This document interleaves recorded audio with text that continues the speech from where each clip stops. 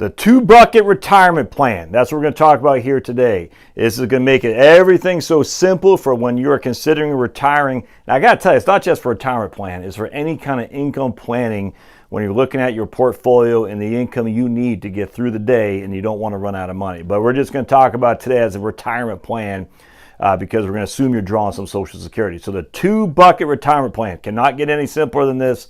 And simple is good when it comes to retirement.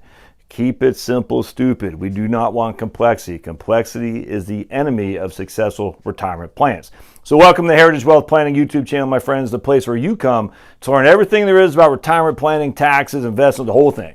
If you want to learn finance, you're at the right place, so don't forget to subscribe. We're down here in my basement. Not the best lighting, but I wanted to be down here to show you my little whiteboard thing here. I thought I'd do more videos down here, actually, and maybe at one time I will, but I just want to show you how these work because I think it's pretty important how to get a visual on what we're going to talk about here today as opposed to just a spreadsheet. All right, so the premise here is we have we'll just say John and Mary. They have $360,000 of assets. They need $50,000 a year in income. All right, so if $360,000, they need $50,000 a year. And they got Social Security represent $30,000 a year. So we got to do some planning to make sure that they have some Social Security kicking in because Social Security is a big deal. And a lot of people discount it. It's not going to be there or because of Trump or Paul Ryan. Don't care. The facts are we got to plan accordingly for Social Security. So again, $360,000 in assets. I hope that's not backwards. It might be, but I can't tell. $50,000 of their income need and $30,000 a year from Social Security, which means they have a gap of $20K year gap.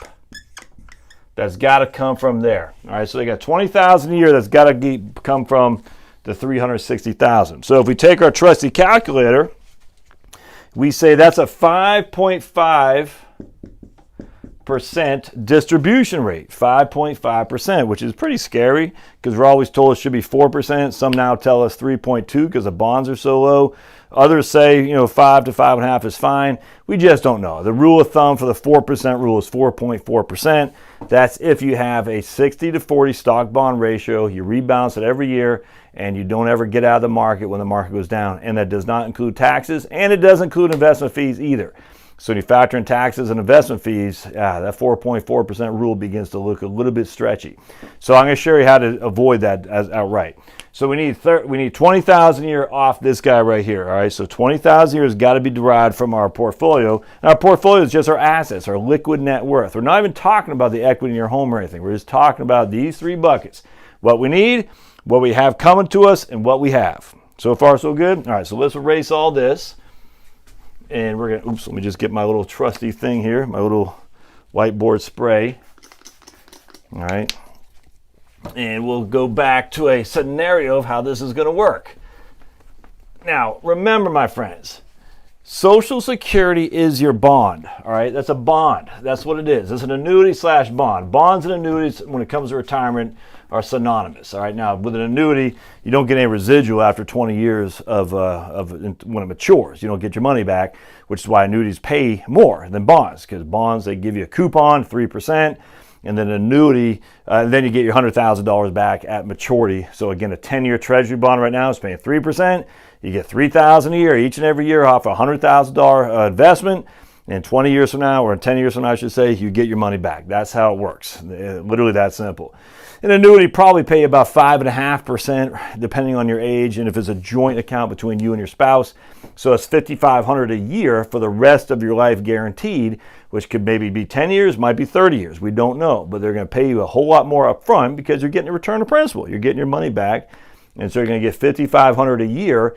You don't know how long you're going to get it for. You might get it for 7 years. You might get it for 25. We just don't know, but we know we're going to get $5,500 a year. That's why an annuity pays out more, because you're getting some of your principal back. All right, so let's go back to the $360,000. Remember, we needed $20,000 a year in income. So the first thing we want to do is we want to have $60,000 in bucket 1. That's number 1.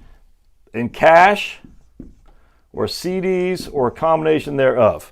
We want $60,000, all right, because we have $30,000 a year kicking in from Social Security.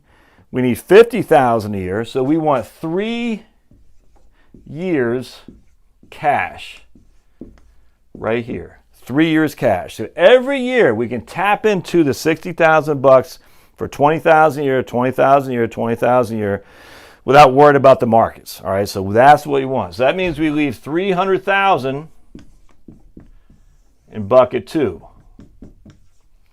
And we want this invested in the market. No bonds. No bonds. And for you Spanish speakers, no bonds. Why? Because we already have bonds. It's called Social Security. Social Security should be considered a bond. Any kind of guaranteed income is the equivalent of a bond. You're getting an income that you cannot outlive. It's guaranteed, and a bond for the most part is guaranteed unless it's a corporate bond where it could go bankrupt. So that's what we want. We want 300,000 over here and 60,000 over here. Now what happens is, and we want this in the market. So let's just using an example that we get 7% a year rate of return. So we get 7% a year rate of return. What does that give us on any given year? Well, that would give us 300,000 times 7% will make this account worth 321 the following year. We got 21,000 more as a rate of return, 321. But we've taken 20,000 over here to pay the bill. So now we only got 40,000. You see? So now we only got 40,000 in here, and we have 321 over here. Does anything jump out at you? Because we've had to take 20,000 from this guy in order to live on. So we're down to 40,000, which is not 3 years of cash. Now it's only down to 2. We got 2 years of cash. So what happens? Well, we'd want to take this amount and dump it over here. We want to take our gains off the table and replenish the 20,000 we spent. So now we got 61,000 because we've taken our gains off the table, and we're right back here at 300. That won't be taxable either, my friends. If you have 50,000 a year, of which 30,000 comes from capital gain, and you sell a position for 21,000 as a capital gain, that's not going to be taxable. No capital gains tax on that because you're still in the 12% tax bracket. Now, if this comes from an IRA, which most likely it will, you're going to have 21,000 on top of your Social Security, on top of what if this is in an IRA, you're going to have $41,000 of distributions because you're going to pull your 20,000 out from your CDs or a cash account. Plus, you're going to pull your 21,000. Well, actually, you won't even do that because you're just going to transfer the 21,000 you have over here into the CD bucket. You're still only pulling 20,000 a year out. It just depends on the context. I'm going to assume these are both IRAs because we have 360,000 or an employer-sponsored plan, be an IRA, 401k. Just because this is cash doesn't mean it has to go out of the umbrella of the tax-qualified account, i.e. an IRA. We just have it as CDs. We just have it a money market account, however we do it. So moving the 21,000 of a gain that we've made over here to there is still IRA to IRA. That's not a taxable event. Now, when that money comes out, it's a taxable event. So you got $20,000 of taxable income there and $30,000 of Social Security. So in that case, your provisional income there is $30,000. That means you're not paying any tax on your Social Security, and you're going to have $20,000 of taxable income. You take out your two standard deductions, you have no tax. All right, none whatsoever. Two standard deductions are either $24,000 or $26,600, depending how old you are, which means it's well above the $20,000 of taxable income you've taken from this account. So you pull $20,000 out to live on. That will get a 1099 if it's an IRA, but it's not going to be taxable because your standard deductions are above your taxable income. I can't stress this enough.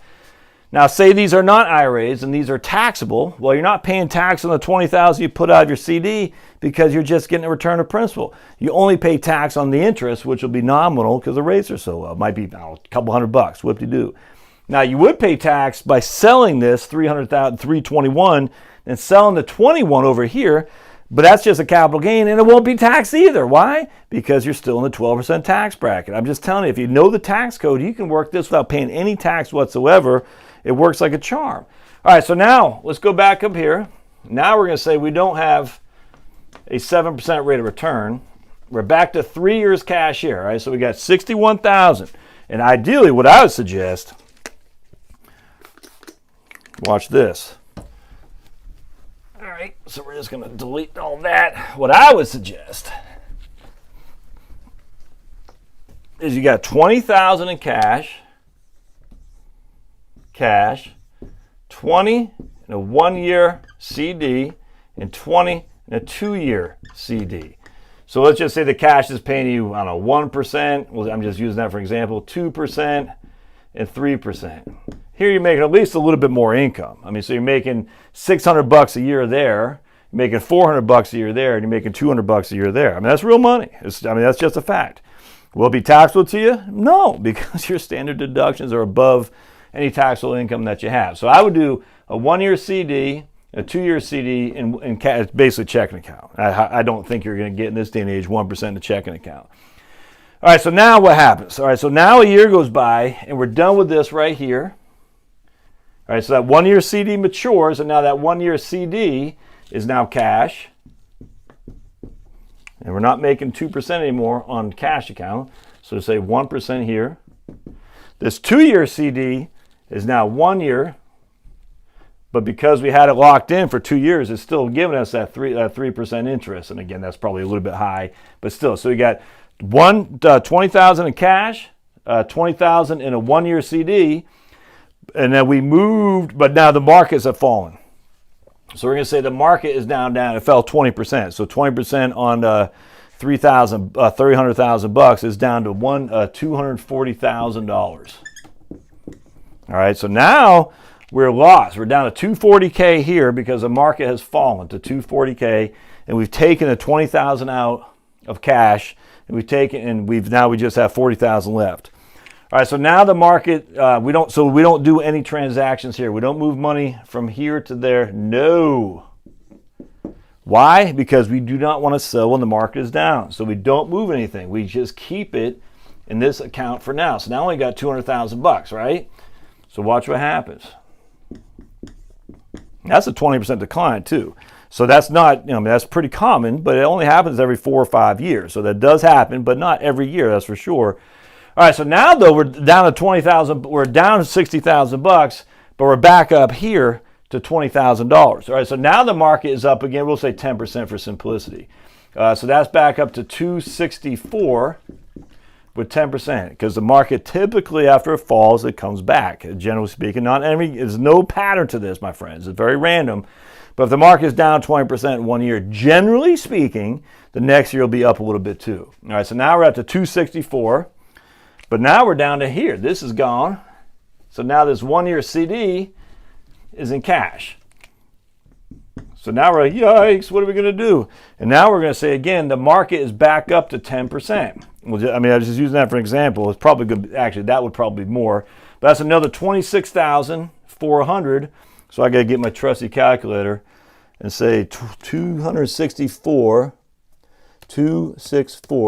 plus 26.4 gives us $290,000 right there.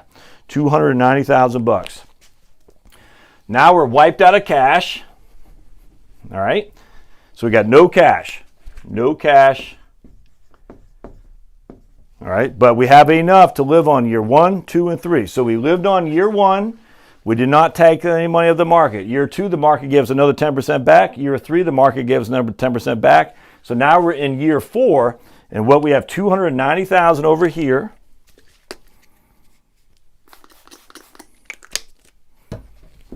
We got $290,000.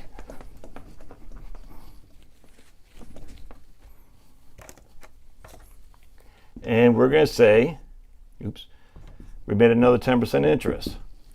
And what does that give us? That gives us $29,000, which we put back over there. So we ran out of cash when the market fell 20%, but the following year, because we didn't touch it, we were able to get back, and now we're right back at $300,000. We got enough cash to see us through for year 4. We got enough cash. We're right back to where we were at the end of year 4. Now we don't have any more cash. I mean, that's a fact. So if the market stays flat, we're going to have to dive into some of the principal. That is a fact.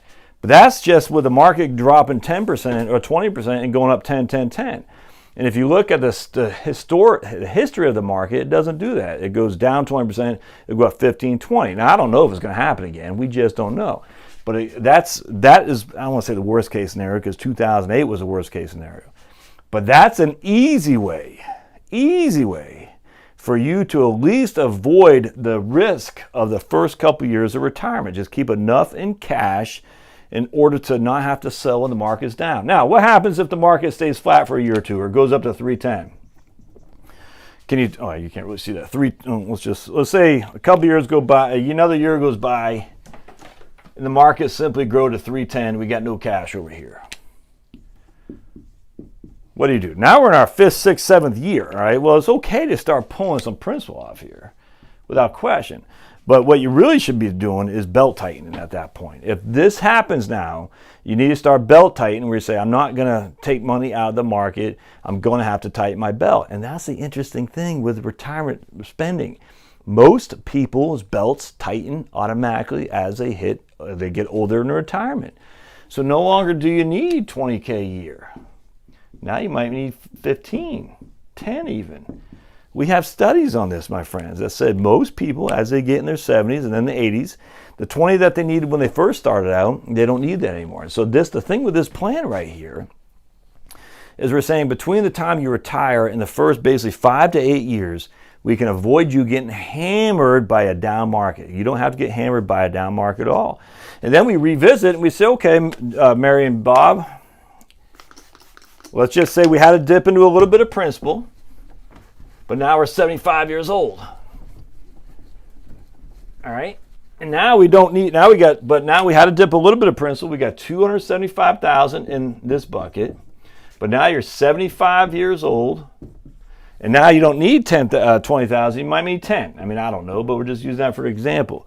So now we're sitting there saying, okay, so we were able to survive when a pretty big decline in the market when you first retired, which would have been bad luck.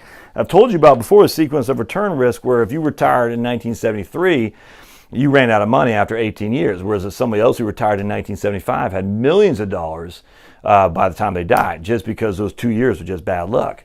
So here we're back. We took a lump in the first year of retirement, but because we did not have to tap into much principal, we did a little bit. And now our spending has declined, we think. I mean, obviously this might not be applicable to you, but it's going to be applicable to a lot of you because we have studies on this. Now instead of needing 20, we only need 10 because we still have 30,000 from Social Security. So now we need 40 total, and just 10,000 a year comes from this guy. So why don't we just take 30,000 from here? All right, so we're going to take 30,000 from our 275, and that gives us what, 245? And then we're right back at it. That gives another 5, 6, 7 years of safety without getting killed when the market declines 20 or 30%. So if another 20% market decline, you have 30,000 to see you through. You got your Social Security plus 10,000 a year on top of that. That's without annuitizing anything. That's without putting on any, I mean, we're just talking basic stuff here. 7% average rates of return, I mean, whatever it's going to be. The worst case scenario, I'm not even saying, when the market gives us gains, take it off the table to hopefully not only replenish the cash, but to add more to it. So give an example. All right, say 275 is what we have now. The market goes up 20%. So 20% on 275 times 20%, 0.2. We're going to have 330 in here now. So it goes up 20%. We have 330. That's $55,000. We just move over here. 55K. Now we're back down to 275. But we've now solidified this right here on that first bucket, which would cover us probably for the rest of our lives. Now, maybe it will cover us for 8 years, but generally speaking, that's going to cover us for a long time. So that way, when this money right here goes up and goes down, goes up and down, we don't have to do anything with it. I'm telling you, man, the 2-bucket approach is the way to go. Now, what happens is you got to look at this every year. This is not a set it and forget it plan. You got to do, and it's just basic maintenance. I mean, again, at the end of the day, where should the money come from? Should it come from stocks or should it come from cash? All right, so if we have gains on the table, the idea is to take your gains off the table and move them to cash. If you don't have gains on the table, don't touch your stocks. It's literally that simple. Wait, so you start January 1. I got $500,000 or $300,000, $100,000, I don't know, in the stocks. December 31st, 31 December, the following year, I got, we'll say going back to the 100,000, I got $140,000 in there. The market went gangbusters. Take 40,000 bucks and dump it into cash. All right. Now I don't need to touch the market again. So even the market falls 20% the following year, my 100,000 is now down to 80, but I got all this cash sitting on the side I can tap into for the next many, many years to come.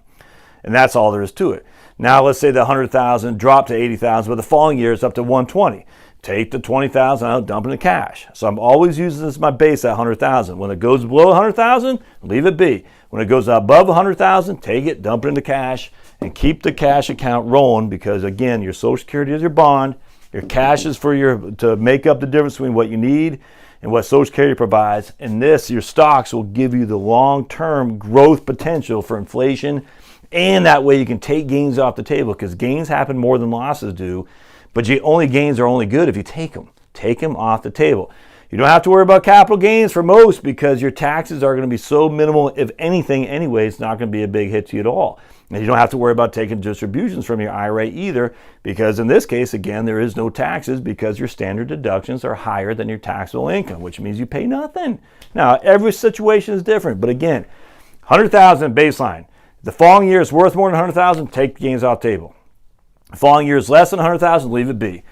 Just tap into your cash bucket. And that, my friends, is a 2-bucket retirement plan, is the best thing ever. Now, people get into these 3 buckets and 4 buckets. I don't think you should do that. Just look at your Social Security as the second bucket, the bond bucket, because that's what it is. Now, lastly, you can always later on in the day, if you start getting nervous, you can always annuitize a portion of your portfolio. So $100,000 annuity equals about $5,500 a year income, depending on your age, depending on your marital status. That's for someone who's probably 70 and married, filing jointly. A 5.5% payout rate. You'll get that for the rest of your life. It won't grow, it won't go down. Just say it's $5,500 each and every year. $5,500 each and every year. Now, you don't have that $100,000 anymore in your portfolio, so that's a sacrifice. You can't have access to that, because once you do an income annuity, you can't undo it. It's an irrevocable contract after usually 14 days, a free look 10 to 14 day period. But if it gives you some solace to say, man, I'm really tapped in, the market's gone down, and I don't know, Trump got elected, Obama got elected, the nukes, blah, blah, blah, blah, and you're like, I can't take this anymore. There's nothing wrong with doing an income annuity. Absolutely. Where would that fit in this overall bucket scheme, the 2-bucket approaches? You want to take a guess? You got 2 buckets. Where would that fit? And neither, because this is, again, bonds. Annuities, any guaranteed sort of income is considered a bond. For me, that's what I would say. So that $5,500 doesn't affect the portfolio that we've been talking about here, because that would be considered another bond, which would also reduce how much you need on a year-to-year basis. Now you got Social Security kicking in, you got annuity kicking in. That means the gap is now lessened simply because you have more income coming in guaranteed, which means there's less stress on this portfolio over here. Don't make it too simple. So anyway, I hope this helps. I'd love to hear comments, questions, concerns. If you have any, just drop them down below for sure. Thumbs up. The 2-bucket concept, maybe one of these days I'll do an ebook on it. But again, for me, I need the visual. And I know that's not the best writing. Look at that chicken scratch. But hopefully this will give you something to chomp on. As always, don't forget to subscribe to Heritage Wealth Planning, the Heritage Wealth Planning YouTube channel, the heritagewealthplanning.com. That's the blog, so go there as well. And comments and thumbs up always help. We'll see you guys next time. Thanks now.